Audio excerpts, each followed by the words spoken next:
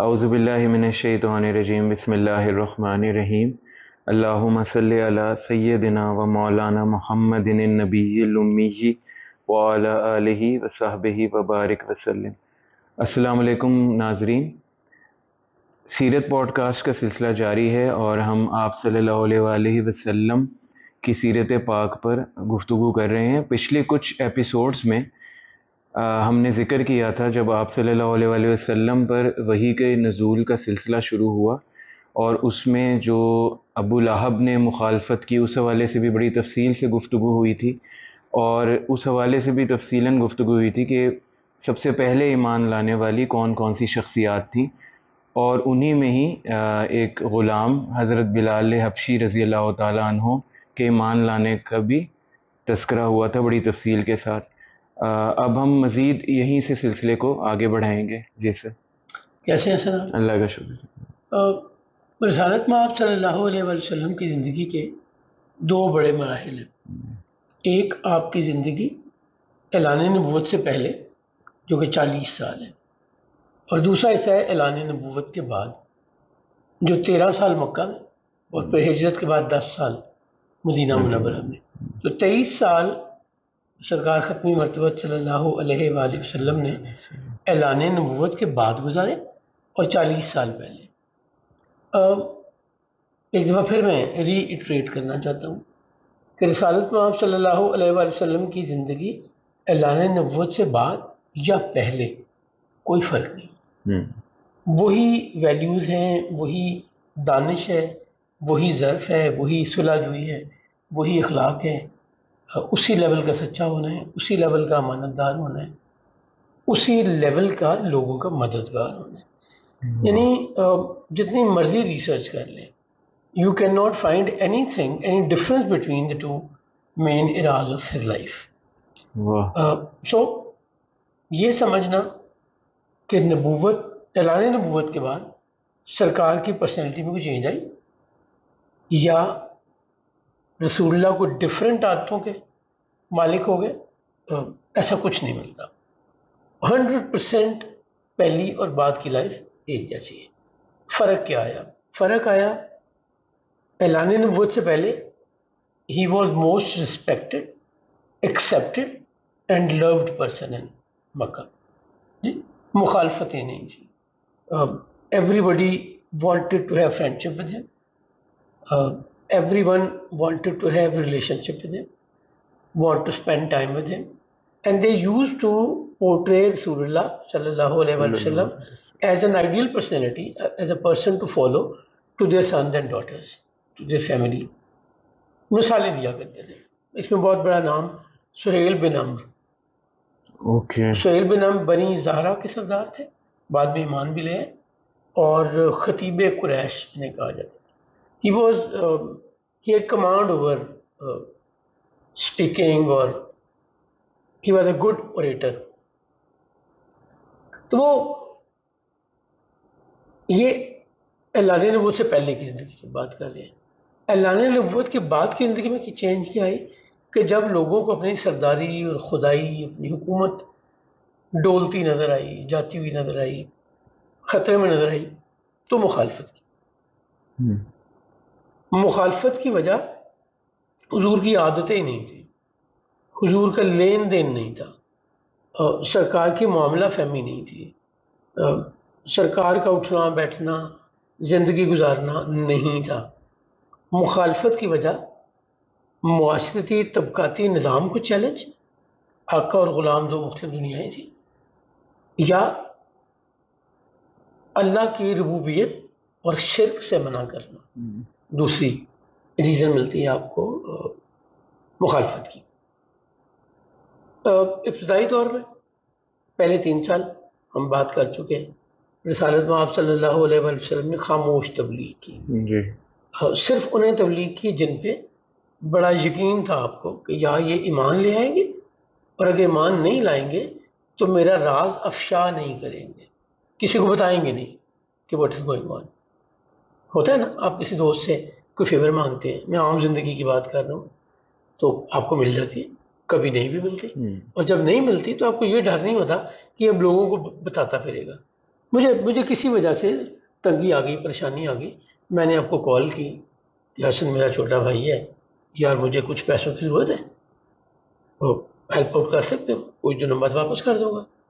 یا حسن نے مجھے پیسے دے دیے، یا کہا کہ نہیں سر، میں گنجائش نہیں ہے اس وقت، میرے پاس ہوتے تو ضرور میں آپ کو سپورٹ کرتا، but at the moment I am tight myself. لیکن مجھے اس بات کا یقین ضرور ہے کہ حسن اب دوستوں کو فون کر کے نہیں کہے گا کہ جہاز نے پیسے مانگے ہیں یا جہاز پیسے مانگ رہے ہیں، یہ تعلق کی بات ہے۔ تو سرکار ختمی، یہ کسی نسبت کے بغیر عام زندگی کی مثالیں دینے کا مقصد صرف ان چیزوں کو سمجھنے میں آسانی ہے، ورنہ ایک غلام اور آقا، ایک امتی اور ایک نبی، ایک اللہ کے سلیکٹڈ بندے، انبیاء، رسول، اور ایک عام میرے آپ جیسے چلتا پھرتا وہ انسان جو زندگی میں غلطیاں بھی کرتا ہے، جو کوتاہیاں بھی کرتا ہے، اس کی زندگی میں کجی بھی ہوتی ہے، کبھی صحیح فیصلے کرتا ہے، کبھی غلط فیصلے کرتا ہے، کبھی چاہتے ہوئے سچ نہیں بول پاتا، کبھی نہ چاہتے ہوئے جھوٹ بولتا ہے، کبھی ارادے سے غلطی کرتا ہے، کبھی غیر ارادی طور پہ غلطی کرتا ہے۔ ان کو انبیاء سے تو کمپیئر کیا ہی نہیں جا سکتا نا، کسی دور میں نہیں کیا جا سکتا۔ انبیاء ڈے ون سے اللہ کی گائیڈنس میں ہوتے ہیں، اور وہ جن کی زندگی کی قسم اللہ کھا رہا ہو، نہیں، وہ جن کی گائیڈنس کی ذمہ داری اللہ لے رہا ہو، وہ رسول اور نبی جن کے متعلق اللہ کریم فرما رہا ہو کہ وہ جو تمہیں دیں وہ لے لو، اور جس سے روکے اس سے رک جاؤ۔ اتھارٹی دے دی، ایبسولوٹ اتھارٹی دے دی۔ یہ نہیں کہا کہ میری مرضی چلنی ہے، ان کی نہیں چلنی، بڑا کلیئر کہہ دیا کہ وہ جو تمہیں دیں لے لو، جس سے روکے رک جاؤ۔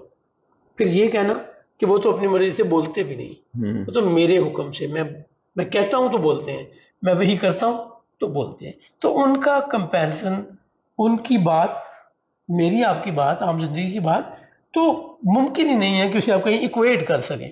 تو کوئی ان مثالوں کو سمجھانے کا مطلب صرف اتنا ہے کہ ہمیں عام زندگی کی بات جب ریلیٹیبلٹی ڈھونڈنا، بالکل ریلیٹیبلٹی سے علاوہ کوئی مقصد نہیں۔ تو رسول اللہ صلی اللہ علیہ وسلم نے پہلے 3 سال ان لوگوں کو دعوت دی جن پہ آپ کو یقین تھا کہ یا یہ ایمان لے آئیں گے یا یہ بات پھیلے گی نہیں، باہر نہیں نکلے گی۔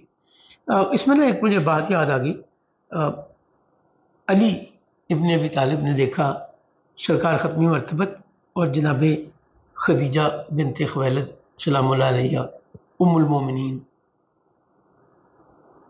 اچھا، ایک اور چیز یہاں پہ میں واضح کرنا چاہتا ہوں، ام المومنین کا مطلب ہے مومنوں کی ماں۔ اس کا مطلب یہ قطعاً نہیں ہے کہ میں سیدہ خدیجہ کو ادب بھول جاؤں اور ان کو اپنی ماں کی طرح دیکھنا سمجھنا شروع کر دوں۔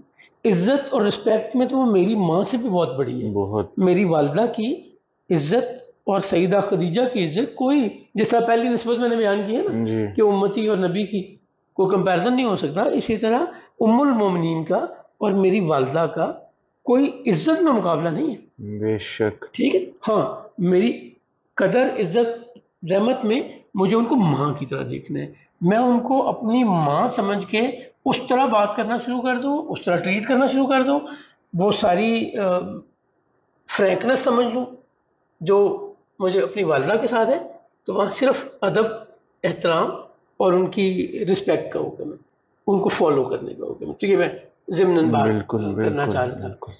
اب آپ بات کر رہے تھے علی ابن ابی طالب، انہوں نے دیکھا کہ آپ دونوں نماز ادا کر رہے ہیں، تو فارغ ہوئے تو پوچھا کہ آپ کیا کر رہے تھے؟ تو سرکار نے فرمایا کہ میں اللہ کا نبی ہوں اور یہ نماز ہے جو اللہ نے حکم دیا ہے نماز ادا کرنے کا۔ جس کے بعد علی ایمان لے آئے۔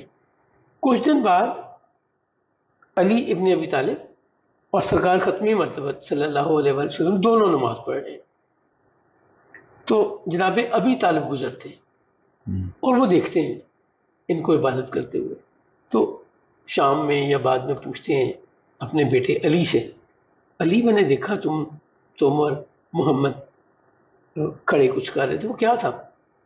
تو علی کہتے ہیں کہ ہم نماز ادا کر رہے تھے، محمد صلی اللہ علیہ وسلم اللہ کے رسول ہیں اور وہ نیا دین لے کے آئے ہیں اور میں نے ان کا دین اپنا لیا ہے، میں ان کا دین فالو کر رہا ہوں، میں ان پر ایمان لیا ہے۔ تو جناب ابی طالب وہاں پہ بڑی خوبصورت بات کہتے ہیں، وہ کہتے ہیں محمد نے تمہیں بھلائی کی طرف بلایا ہے، واہ واہ، اس کا ساتھ دینا، زندگی میں کبھی اس کا ساتھ نہ چھوڑنا۔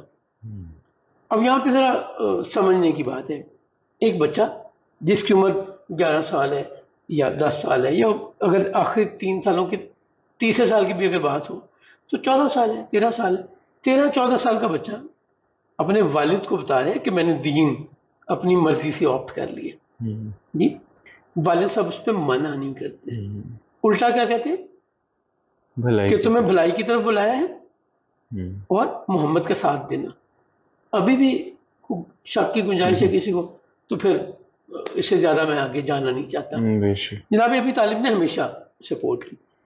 اچھا، جب یہ بات باہر نکلی تو انہی 3 سالوں میں بلال بن رباح، جنہیں بلال حبشی اور عمر بن خطاب کی زبان میں سیدنا بلال، ماشاءاللہ۔ بلال کی ہم نے پوری ڈیٹیل سے بات کر لی، ان پہ ظلم و ستم کی۔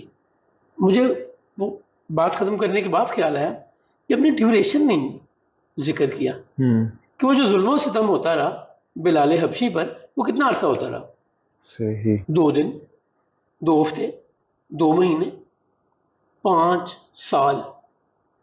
اللہ اکبر۔ 5 سال ان کے ساتھ ظلم و ستم ہوتا رہا، ان کو مارا پیٹا جاتا تھا، ان کو تپتی ہوئی ریت میں لٹایا جاتا تھا، ان کو بھوکا پیاسا رکھا جاتا تھا، ان کے گلے میں رسی باندھ کے۔